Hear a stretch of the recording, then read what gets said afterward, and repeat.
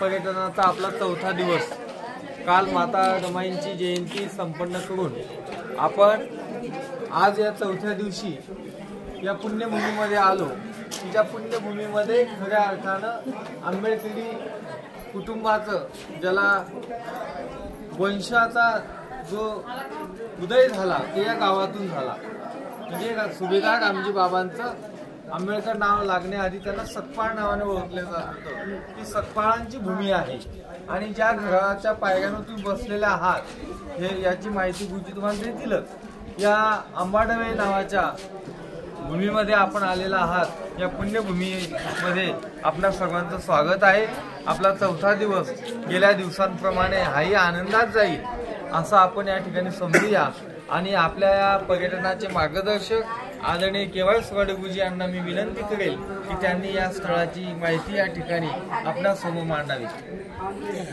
सर्वांना जय भीम। जळगाव जिल्हा पर्यटन विभागाच्या वतीने या जिल्ह्याचे सन्माननीय अध्यक्ष आदरणीय वानखेडे गुरुजी, या जिल्ह्याचे महासचिव आदरणीय हिवाळेजी, या पर्यटनाचे प्रमुख उपाध्यक्ष पर्यटन प्रचाराचे आदरणीय लोखंडे साहेब, त्याचप्रमाणे आपल्यासोबत आलेले समता सैनिक दलाचे कर्नल आदरणीय युवराज नरवडेजी, जिल्हा शाखेच्या महिला अध्यक्ष आदरणीय सुप्रिया, फोटो काढण्यापेक्षा माहिती महत्वाची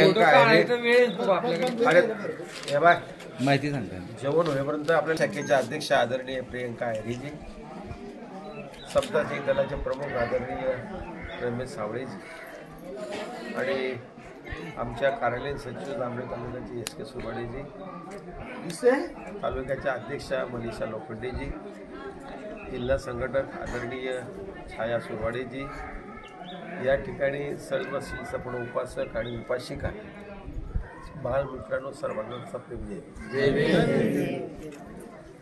आपण काल मुक्कामाला या ठिकाणी येणार होतो,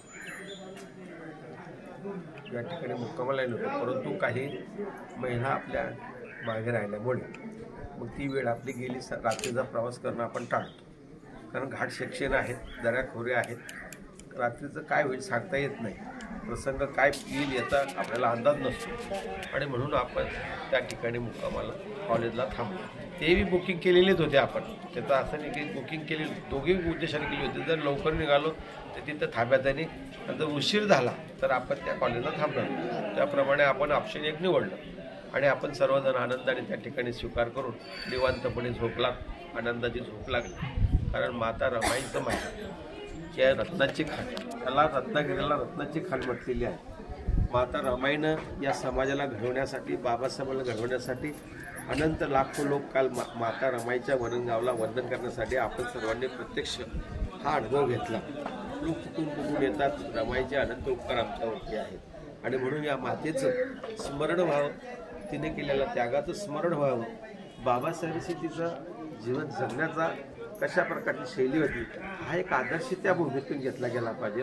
हा त्यातला एक महत्त्वाचा अर्थ असतो। रमाईने जो कष्ट केलेले, ती 9 वर्षाची असताना त्या ठिकाणी भिकू धोत्रे आणि रुक्मिणी हे तिचे आईवडील होते आणि तिला तीन भावंड होती, 4 भावंड होती।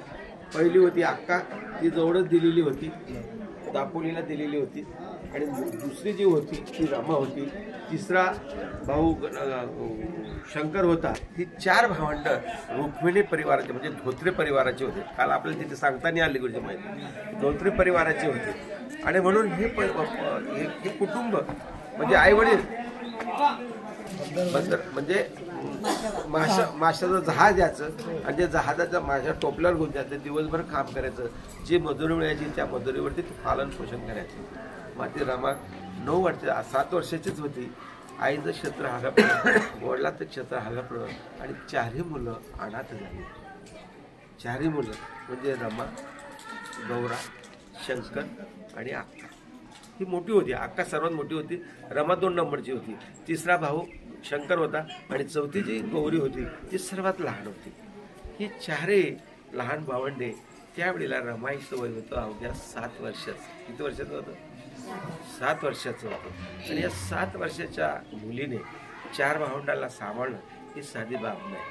परंतु मामा गोविंदराव कुलकर्णी हे तिचे मामा होते, म्हणजे तिच्या आईचे सख्खे भाऊ. ते पोलीसमध्ये होते मुंबईला आणि मग त्यांनी मुंबईला त्यांना घेऊन तिथे त्या ठिकाणी गेले. हा असा इतिहास थोडक्यात तिथला मी तुम्हाला कालचा सांगितलेला आहे. म्हणजे 9-7 वर्षाची असताना रमाई पोरकी झाली.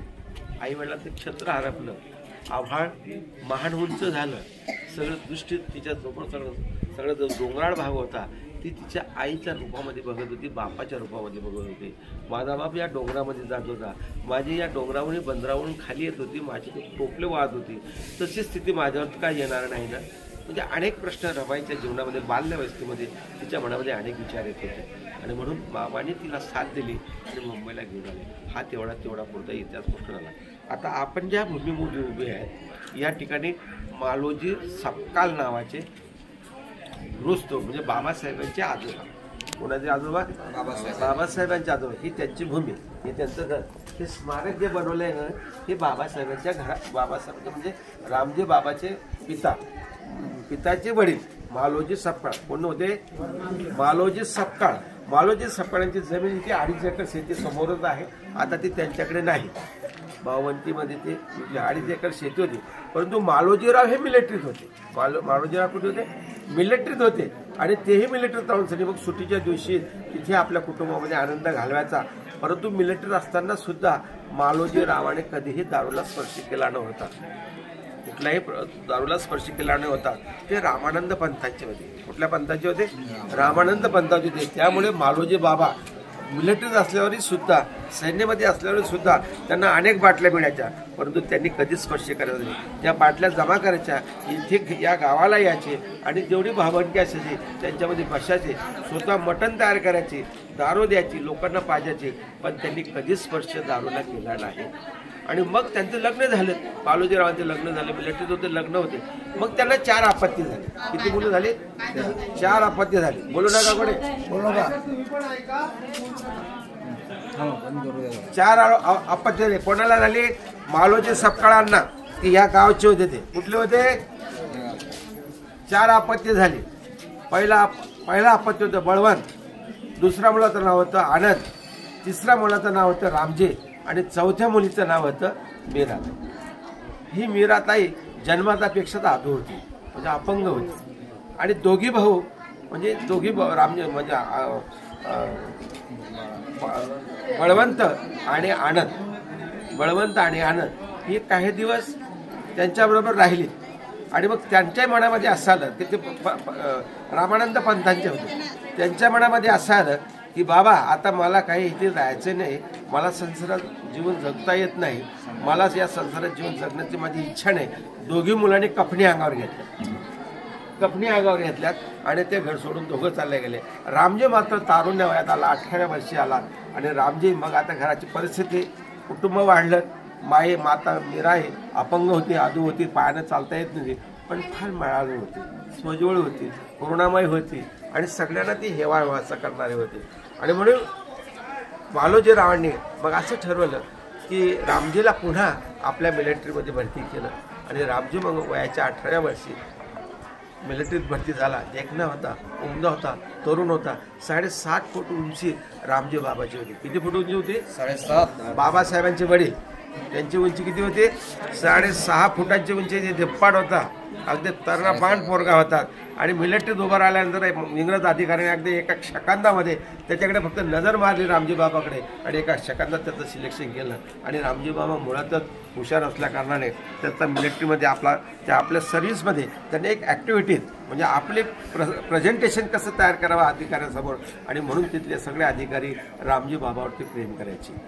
मग योगायोगाने असा प्रसंग आला की मुरबाडकरचे होते, धर्माजी मुरबाडकर, हेही त्यांच्या मिलिटरीला म्हणजे त्यांच्या कॅम्पला रामजी बाबा 106 सॅपर अँड मायनर्स या कंपनीमध्ये त्या कंपनीला ते जॉईन झालेले होते. आणि त्या कंपनीचे जे सुभेदार होते ते मुरबाडकर बाबा म्हणजे मुरबाडकर होते, धर्माजी मुरबाडकर होते. आणि मग त्यांनी रामजीला बघितल्यानंतर त्याच्या मनामध्ये एक विचार आला की माझी भीमा एकटी आहे, धर्मान मुरबाडकरांची मुलगी, माझी भीमा एकटी आहे आणि म्हणून भीमाला हा साजेचा पोरगा सोबेल आणि म्हणून रामजी बाबाजी त्यांनी सिलेक्शन केलं आणि मग मालोजीला जवळ बोलवलं. अरे तू कोकणातला, मी कोकणातला, आपण सारे कोकणातल्या.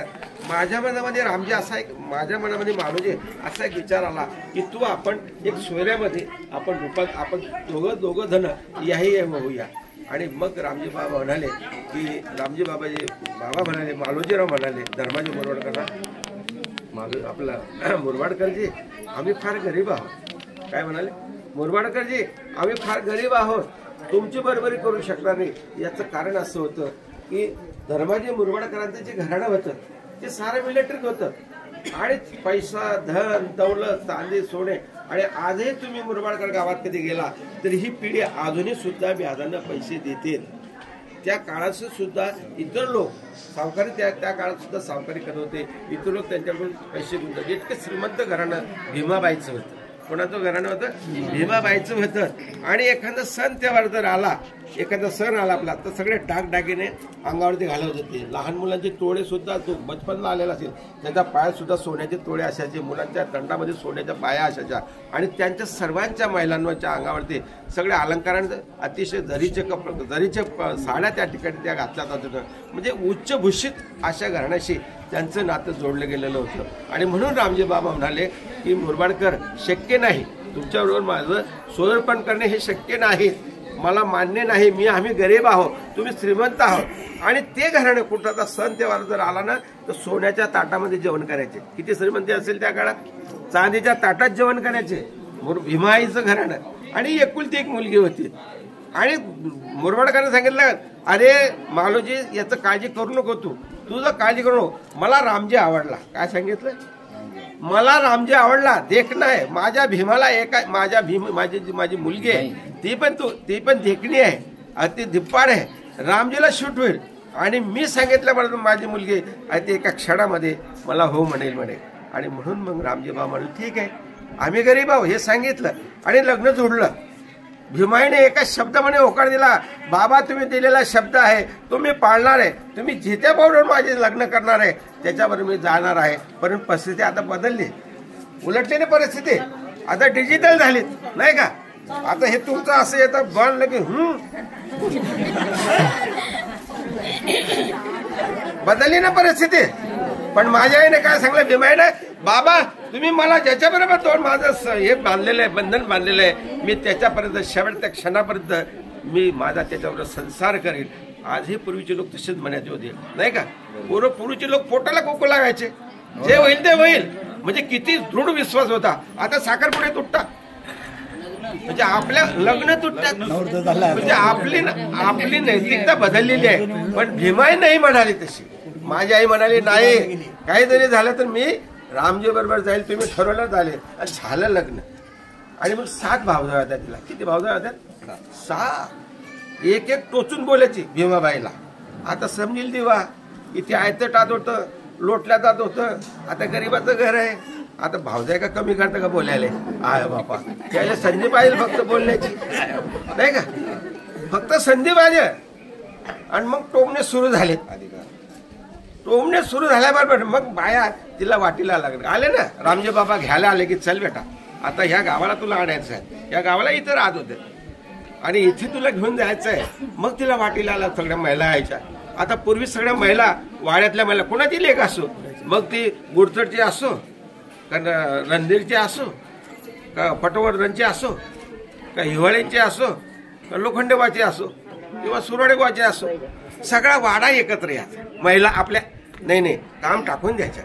अगं आपले लोखंडेबाची मुलगीला वाटेला यायचं, तांब्या आणायच्या, तिचे पाय द्यायचे. सगळ्या गावातल्या मुली ज्या सन्मानबाई असेल सगळ्या बाया पाया द्यायच्या आणि सांगायचं की बेटा आता तू जाते, या महारातली तू लहानची मोठी झाली आणि तुला तिथे जायचं आंबाडव गावाला, दणकून खायचं.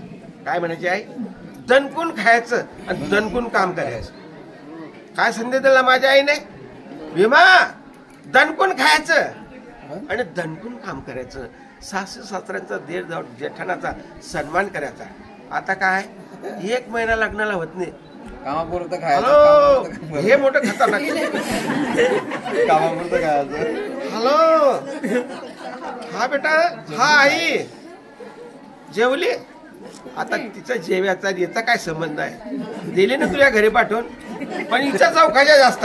तर आता असं निरीक्षण झालंय मातांनो, भगिनींनो, मी विनंती करून सांगतो तुम्हाला, माझ्या माता समान आहे तुम्ही, तुमचा एक मुलगा म्हणून तुम्हाला संदेश देतो.